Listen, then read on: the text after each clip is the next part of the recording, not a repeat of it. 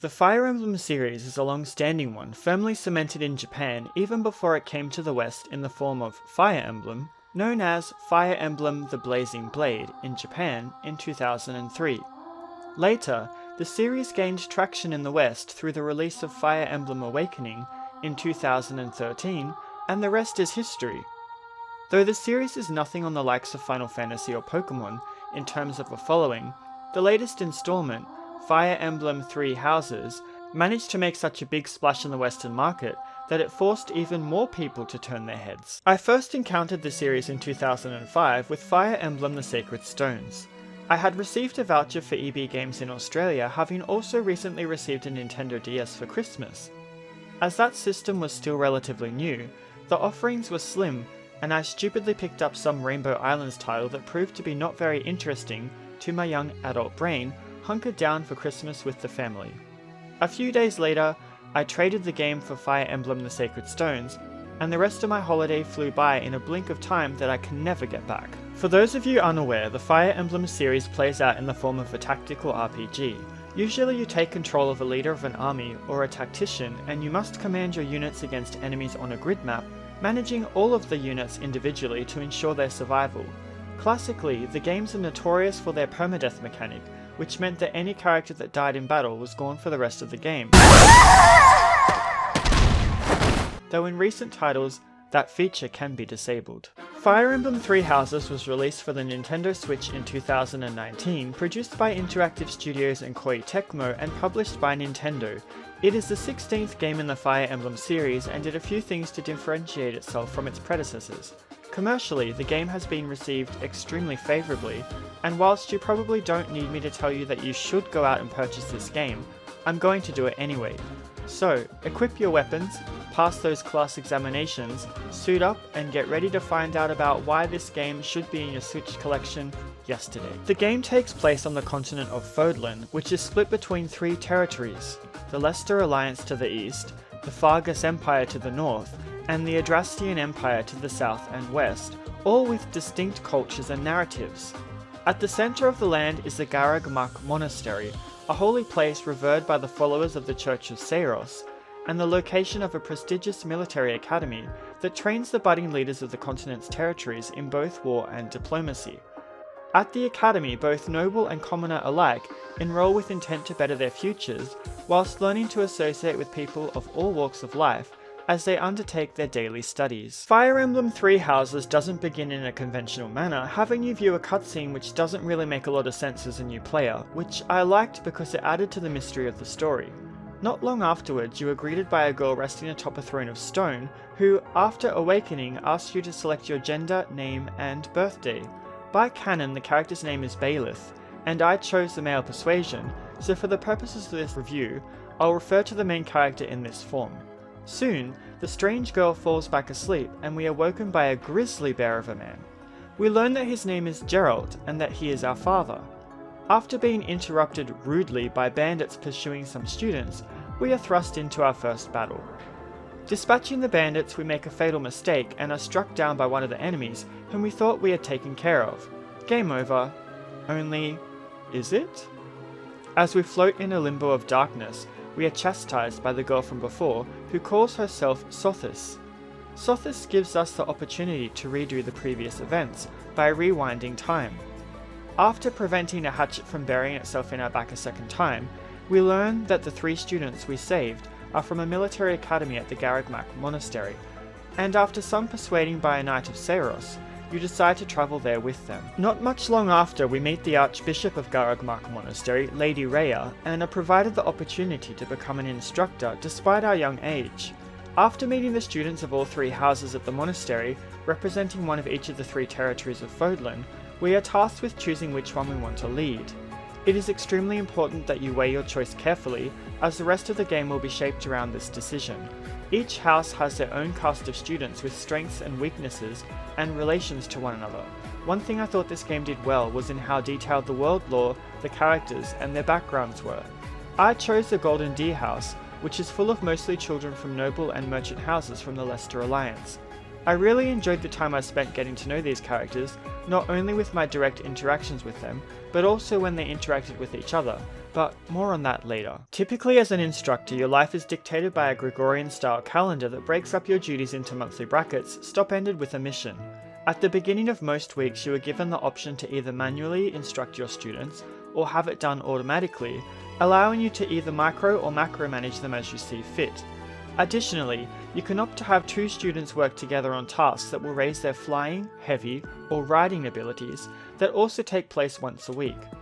Raising student affinities for different weapon types and skills forms the main crux of the entire game and governs everything from the abilities your characters have in battle to what additional students you can recruit to your house. These skills can be raised in many ways in addition to instructing your students, and go a long way toward allowing your party to use stronger weapons or spells in battle. But it's not always all work and no play.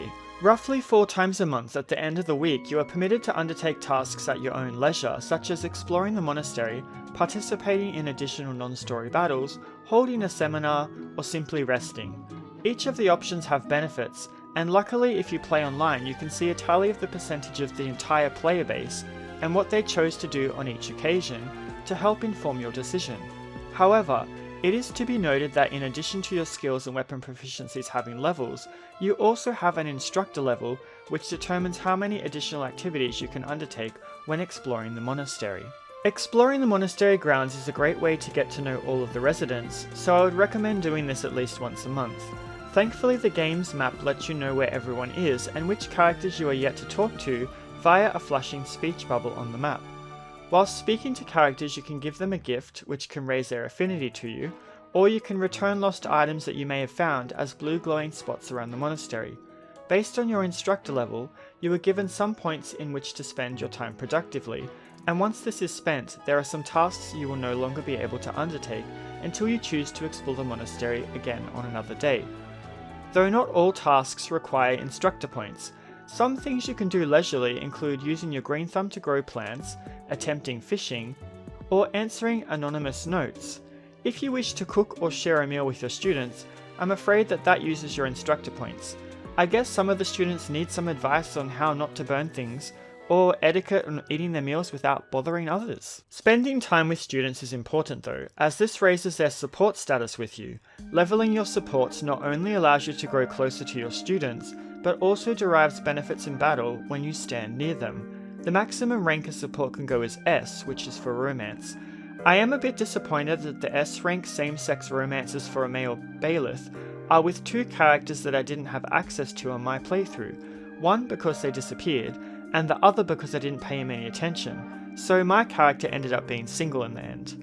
Why couldn't I have Raphael? Sure, he's a little single-minded, only wanting to eat and train, but he does have a big heart and those muscles. Students can also raise support ranks with each other, but the rank max for this is A, though I recommend you do spend time doing this as it will determine some characters' endings, no matter how dubious some of these conversations may seem. Right, then this goes here. Hello, Raphael. What exactly are you doing with that piece of wood? Hey, Hilda, I'm just doing this. With your bare hands!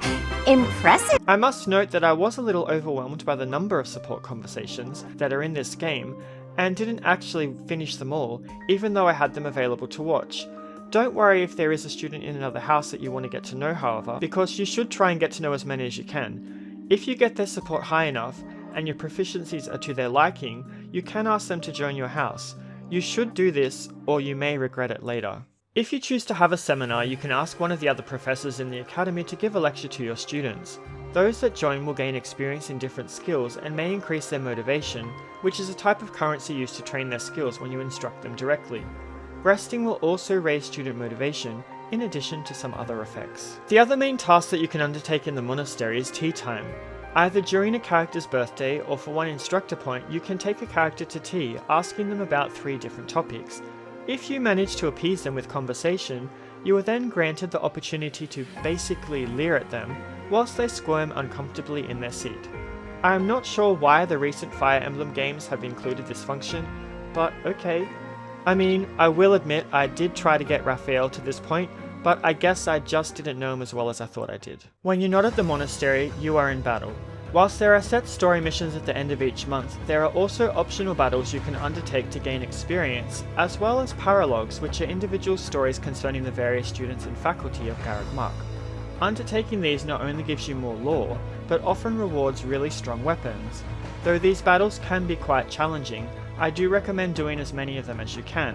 I did have a little bit of difficulty with Marianne's paralogue, considering I'd outfitted her as a healer, and she decided to run off into the woods by herself. Luckily, if you feel you can't win a battle, you can choose the retreat option in the menu, which will restart the battle whilst retaining all the experience and levels your characters had gained, so you can't really lock yourself into an unwinnable situation. I felt this was better than trying to rewind time multiple times in the hopes that the low percentage to hit would spare Marianne her life. Long story short, it didn't. Speaking of outfitting your characters, this game takes a different approach to character growth than some of the previous titles did. Rather than locking your characters into single growth paths and classes, you can spec all your characters into any class you want, provided they have the sufficient level in prerequisite abilities. For example, I spent a large portion of my game with Raphael as a healer, rather than a fighter, which his body was built for. You can change the class of your characters by using the reclass option, although first a character needs to have undertaken and passed an examination for that role, which costs special seals. Additionally, you don't need to wait until your characters reach a certain level to respec them. They can have their class changed at any level, and will retain that level when changed, rather than reverting to level 1.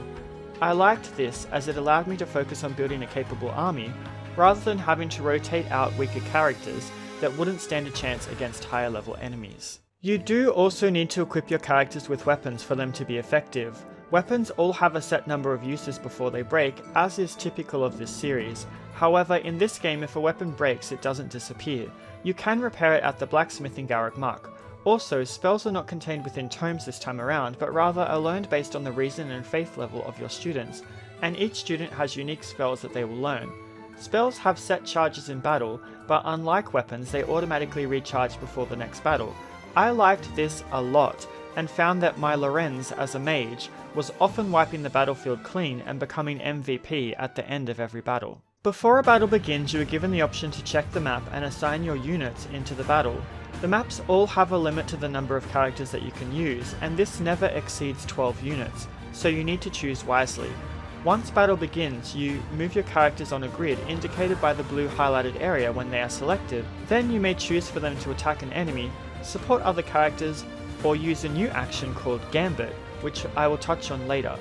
If you have played a Fire Emblem title before, you'll be familiar with the weapon triangle, which governs unit strengths and weaknesses. Well, all that study you've been doing, throw that textbook right out the window, because that information is useless.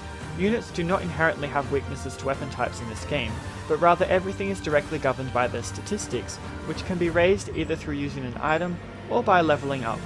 Gaining the level will allow a character to grow their stats by 1, but the way these stats are assigned are entirely random and change each playthrough. Trust me, usually your units are just as disappointed as you are when they are dealt an unlucky hand. Based on their proficiencies with different weapon skills, your characters will gain combat abilities that will allow them to get the upper hand in battle, as well as passive abilities that bolster different aspects of the character. I didn't really tend to use the combat abilities all that much, as the game didn't require me to, although I did use curved shot with my archers to extend the range of my bows.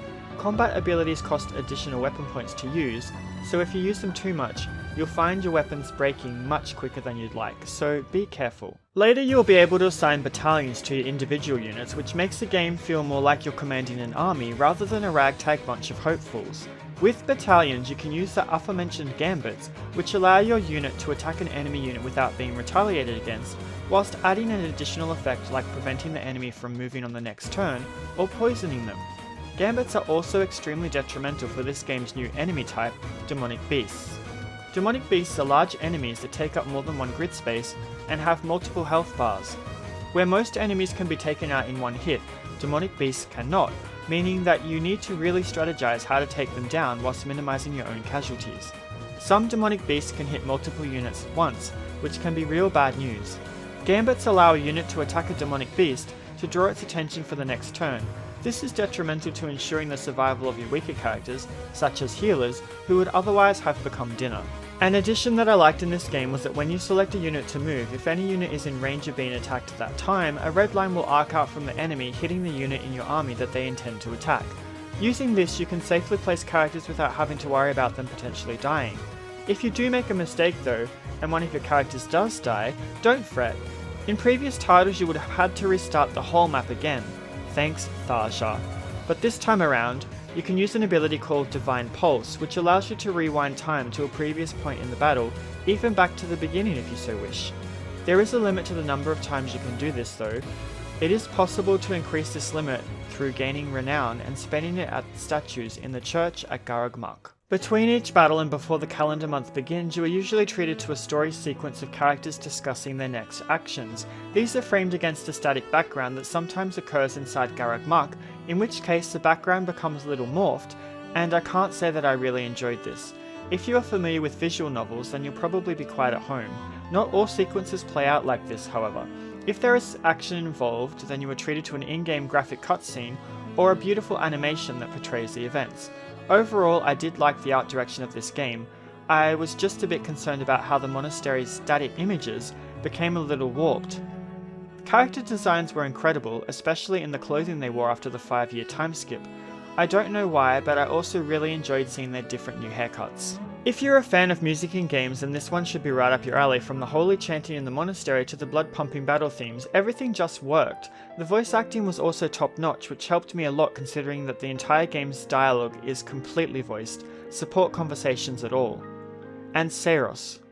Was there many of them? Fire Emblem Three Houses was that RPG that came along off the back of cult classics like Harry Potter, which allowed players to get a feel of what it is like to live in a closed school environment in a fantasy setting without having to worry about becoming injured through the annals of war. With the choice to choose which house to instruct, the game has a lot of replayability that will keep you entertained way beyond that of most other games of this genre. If you're a fan of tactical RPGs, then by all means please pick up this game and fall in love with the cast like I did. You don't want to keep Sothis waiting. By the way, I love to play tactical RPGs from time to time to get my brain stimulated. What other tactical RPGs have you played and enjoyed? I'm always looking for recommendations. As always, thanks for taking the time to watch this video. If you enjoyed it, don't forget to drop a like and subscribe. Thanks again, and I'll see you all next time. Bye bye for now.